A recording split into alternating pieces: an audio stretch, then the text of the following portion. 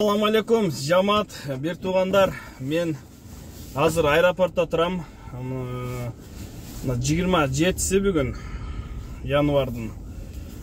Ушундай жаңылыктар, муногу машинасын кое бербей Чоринсөккө түшүп калган бир туугандар.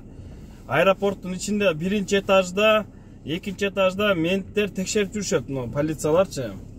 Менттер деп койдум, таза эле. Мен номерди жаап кирдим эле. Анткени баягы шлагбаумдан кое бербей койгон мен.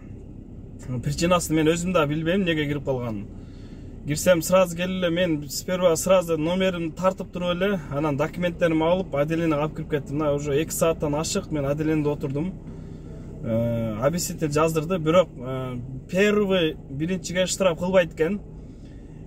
Объяснитель жазып, ошо отпечатка алат экен, полный документтерди текшерет экен. Кой берди, мен өзүм сурадым лично. Мен эгерде штраф болсо жазып бергиле или ГАИге барыш керек болсо мен барам дедим. Что мага проблема болбосун десем, ичиндеги ошо капитанбы, майорбу биле албадым жакшы. Ошол айтты, эч кандай проблема болбойт.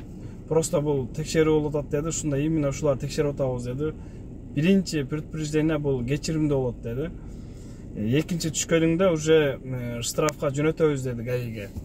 Ошондуктан туугандар, номерди жаап кирбеңиздер, сураныч. Нарушение кылбастан, эгерде машинаңыздар Чоринсөккө түшүп калган болсо, ичинде өз аэропорттун ичин ачышат экен, ошолорго кайрылып ачыштырып алганга аракет кылыңыздар. Ошол менин бүгүнкү жаңылыгым, приключение деп койсок болот. Анан бул өтө пайдалуу жаңылык деп койсок болот. Бирок дуктан түшпөйбүз. Күлүп, жайнап, жакшы эмоция менен гана иштейбиз. Всем салам алейкум.